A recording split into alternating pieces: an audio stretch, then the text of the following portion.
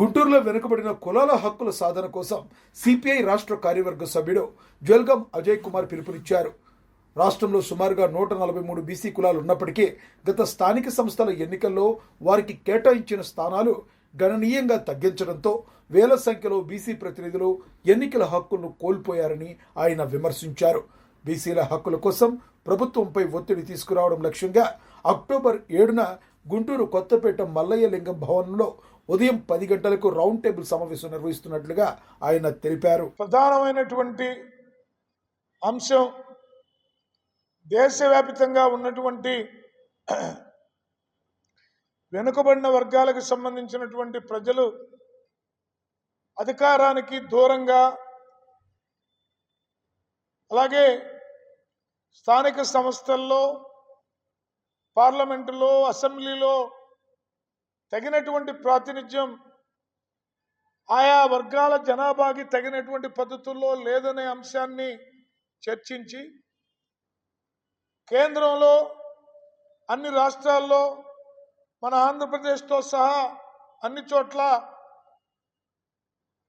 జనగణనలో కులగణన చేపట్టి బీసీ కులాలకు సంబంధించి వాళ్ళ జనాభా ప్రాతిపదికన స్థానిక సంస్థల్లో, చట్టసభల్లో సీట్లు కేటాయించాలని, అధికారానికి ఆయా వర్గాలను దగ్గర చేయాలని లక్ష్యంతో రాష్ట్ర వ్యాప్తంగా ఒక ఉద్యమంలాగా సిపిఐ ఈ అంశాన్ని చేపట్టి దేశవ్యాప్తంగా కూడా ఈ అంశం పైన అన్ని రాష్ట్రాల్లో జరుగుతూ ఉన్నాయి. మన రాష్ట్రంలో ఇప్పటికే అనేక చోట్ల జనగణనలో కులగణన చేపట్టాలని డిమాండ్ చేస్తూ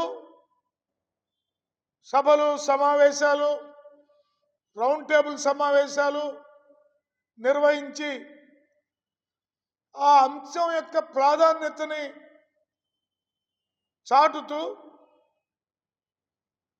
తెలంగాణలో రేవంత్ రెడ్డి ప్రభుత్వం జనగణన చేపట్టి ఆ ప్రతిపాదన కేంద్ర ప్రభుత్వానికి పంపిస్తే కేంద్ర ప్రభుత్వం ముందు ఆమోదించినట్టే ఆమోదించి తర్వాత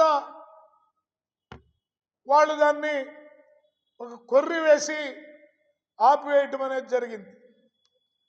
అయినా ఆ అంశం మీద అనేక రూపాల్లో ఆందోళన కార్యక్రమాలు జరుగుతూ ఉన్నాయి. అక్కడ కూడా అమలు జరిగి తీరుతుంది. అదే పద్ధతుల్లో మన రాష్ట్రంలో చంద్రబాబు నాయుడు నాయకత్వంలో ఉన్న ఎన్డీఏ ప్రభుత్వం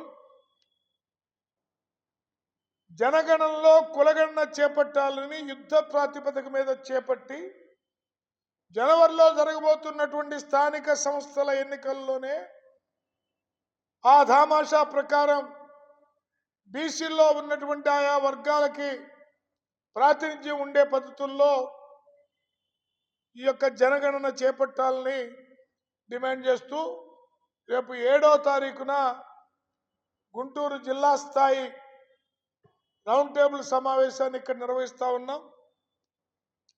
దానికి సిపిఐ రాష్ట్ర సమితి కార్యదర్శి కామ్రేడ్ రామకృష్ణ గారు, బీసీ సంఘాల నాయకులు కేసన శంకర్రావు గారు, సిపిఐ రాష్ట్ర సహాయ కార్యదర్శి ముప్పాళ్ళ నాగేశ్వరరావు గారు, వీరితో పాటు ఈ జిల్లాలో రాష్ట్రంలో ప్రఖ్యాతిగాంచినటువంటి బీసీ సంఘాల నాయకులందరూ పాల్గొంటూ ఉన్నారు.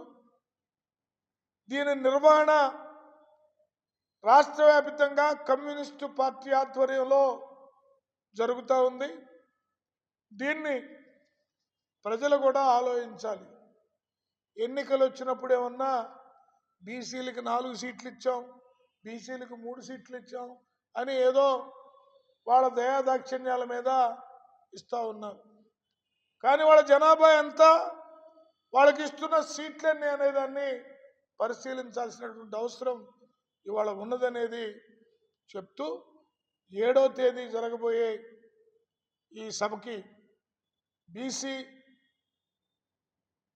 లకు న్యాయం జరగాలని కోరుకునేటటువంటి ప్రతి ఒక్కళ్ళు కులాలకు అతీతంగా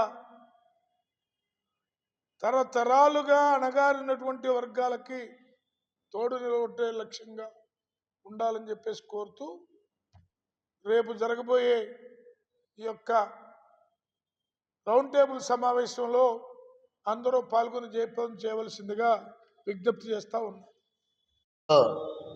జనగణన జరగాలని దాంట్లో భాగంగా కులగణన కూడా చేపట్టి ఏదైతే మరి కులాల ఈ రోజునటువంటి బీసీ వర్గాలన్నీ కూడా అన్యాయానికి గురవుతూ ఉన్నాయి. వారికి సంబంధించిన మరి రేషియో ప్రకారం జనాభాలో ఎంత శాతం ఉన్నారు వాళ్ళకి ఆ సీట్లు కూడా కేటాయించాలని మరి కోరుతా ఉన్నాం.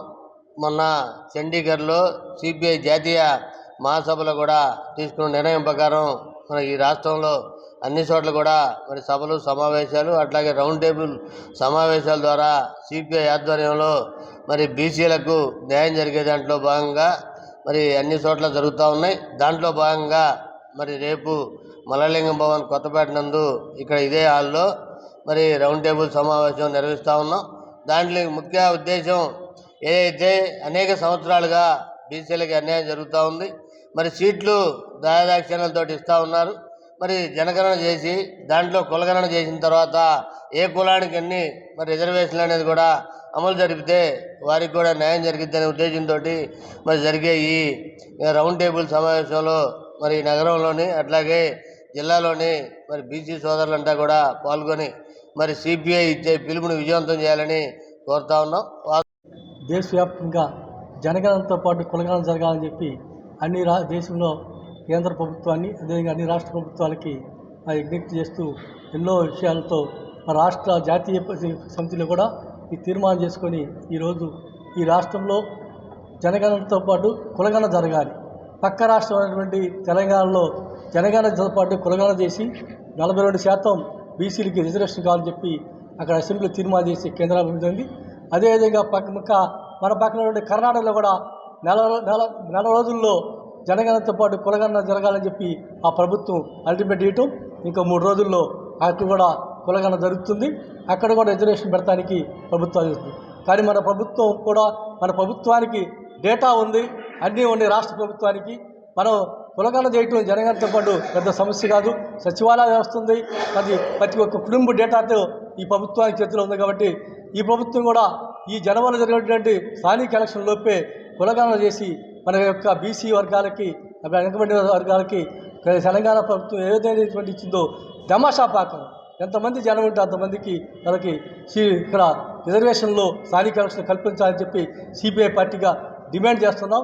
డిమాండే కాదు, ఈ ప్రభుత్వం ఆలోచన చేయకపోతే రేపు స్థానిక ఎలక్షన్లో మూల్యం చెల్లించుకోవాల్సి వస్తుంది. ఎందుకంటే మేము బీసీ ప్రభుత్వం అని చెప్పేటువంటి ఈ ప్రభుత్వం పక్క రాష్ట్రాల్లో జరుగుతున్న ఇంతమందికి ఎప్పుడు కూడా ఒక విషయం బీసీల యొక్క రిజర్వేషన్ మీద మాట్లాడిన విధానం చూస్తే ఈ ప్రభుత్వం ఈ యొక్క ఎన్డీఏ అయినటువంటి కేంద్ర ప్రభుత్వాన్ని అమలు చేస్తుంది తప్పితే సొంతగా ఈ ప్రభుత్వ ఆలోచనలు చేయట్లేదు. ఇప్పటికైనా ఈ ప్రభుత్వం ఆ యొక్క డిమాండ్ని పరిగణలో తీసుకొని బీసీల యొక్క 10 ఏ పర్సెంట్ ఉన్నారో ఆ పర్సెంట్ ప్రకారం చేయాలని చెప్పి డిమాండ్ చేస్తున్నాం. ఈ రాష్ట్రంలో బీసీలు 60% ఉన్నారు. బీసీలు ఓట్లయితే బీసీలు ఓట్ల కోసం చూస్తున్నారు తప్పితే బీసీలకి యొక్క స్థానిక ఎలక్షన్లో గత ఎలక్షన్లో కూడా అన్యాయం జరిగింది బీసీలకి. అందుకే ఈసారి ఎలక్షన్ జరిగేటువంటి స్థానిక ఎలక్షన్లో వాళ్ళకి తమాషా ప్రకారం ఏ ప్రాంతంలో ఎంతమంది ఉంటే అంతమందికి వార్డు స్థాయి నుంచి అదేవిధంగా గ్రామ స్థాయి వరకు కూడా 10 జడ్పీటీసీ ఎంపీటీసీ ఎలక్షన్ ఉన్నాయి, పంచాయతీ ఎలక్షన్ ఉన్నాయి. ఈ ఎలక్షన్నింటిలో కూడా బీసీ రిజర్వేషన్ ప్రకారం కానీ జనగణనతో పాటు బీసీగా కులగణన జరిగి బీసీలు రిజర్వేషన్ కల్పించాలని చెప్పి విజ్ఞప్తి చేస్తున్నాం. ఈ